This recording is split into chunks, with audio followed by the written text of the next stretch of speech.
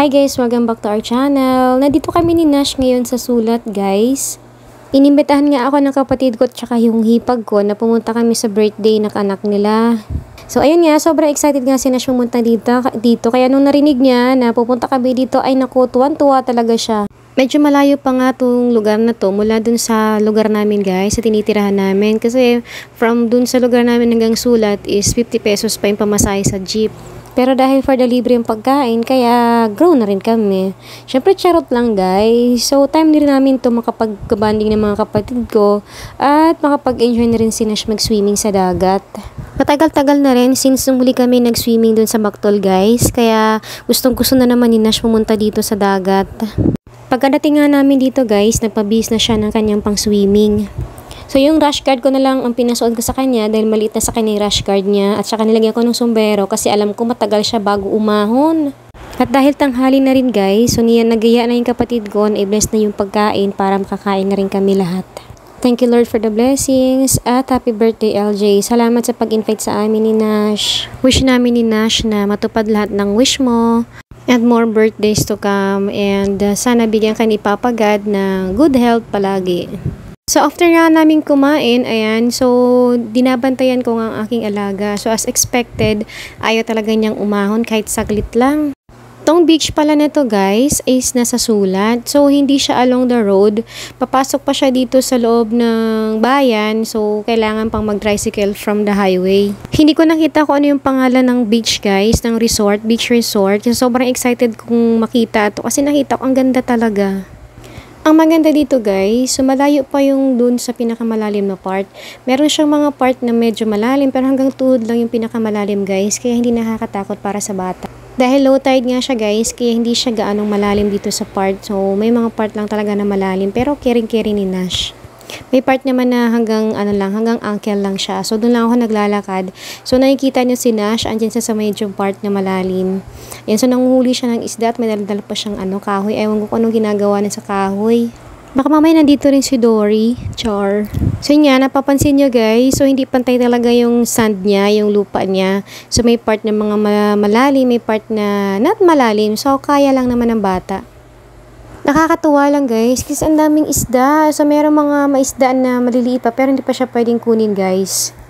At yun nga guys, para akong bata, hinahabol ko talaga yung mga isda dito. Samantalang si Nash, wala siyang pakialam sa mga isda. Dito kasi guys, kahit malapit kami sa dagat, as in malapit lang kami sa dagat, pwede mo lang siyang lakarin papunta dun sa beach. Yun nga lang, talagang tamad talaga akong pumunta doon kasi ayaw kong umitim, Char.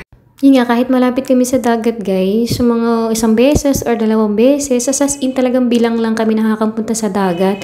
Maganda kasi pag marami kayo, mas masaya. At yun nga guys, so napapansin nyo, hindi ako mapakali. Sinasabihan ako ng kapatid ko, hayaan ko daw si Nash dito mag-enjoy. Kaya lang hindi talaga ako mapakali kasi nga may mga part na malalim. Sa part na yun medyo may malalim doon. Mamaya kasi hindi ko mapansin pumunta si Nash. Hindi naman marunong lumangoy yung batang yan. At yan pala yung kabuuan ng beach dito guys. So dito sa right side, yun na yung Pacific Ocean. So sugigid talaga kami ng dagat guys. Nakaka-amaze talaga tong beach na to guys. So siguro dahil first time kong pumunta dito. So yun nga si Nash, ayaw pa niyang umahon. At ewan ko kung anong hinahanap niya dun sa tubig. Naalala ko tuloy nung bata pa ako guys. So pag pumupunta kami sa dagat, so sinis takot ako pumunta sa malalim. Doon ako pumupunta sa mga babaw.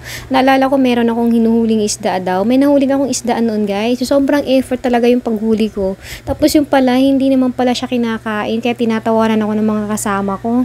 At ayun nga, iniwanan ko muna si Nash doon habang naglalaro siya sa tubig. At dito muna kami ng mga kapatid ko tsaka mga hipag ko. So banding-banding muna kami dito. Maluwag tong place na to guys. So kahit anong okasyon talaga, birthday, kasal, or mga team building, or mga group activity, pwedeng pwede kasi marami silang cottage at maluwag yung place. Meron silang mga video okay din dito.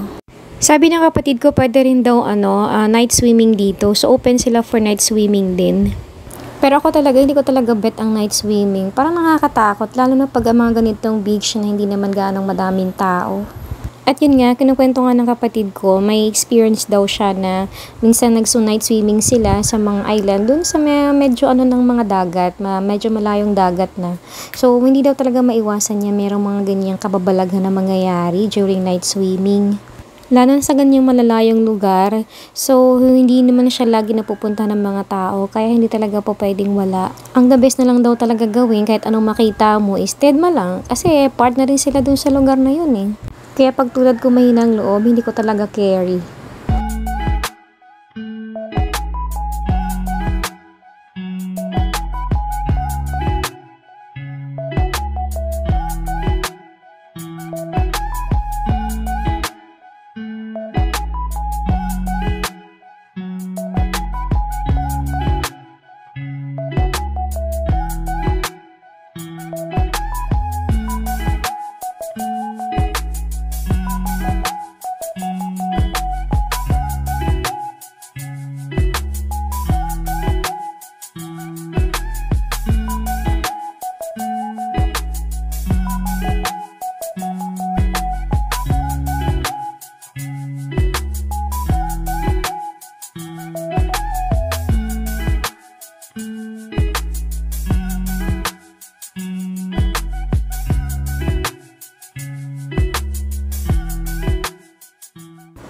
At yun na nga guys, so napilit ko si Nash na umahon na kasi ano na rin, hapon na rin guys. So yung ibang tao nag-uwian na rin at naghihintay na lang din kami na mag-uwian kami. So since wala naman kaming ride, so kailangan namin maghintay sa kanila kasi sila naman yung merong sasakyan pa uwi. At saka malayo kami guys, so mga ganitong oras wala ng jeep na yatang dumadaan kaya mahirap nang mag-commute. So kailangan namin maghintay.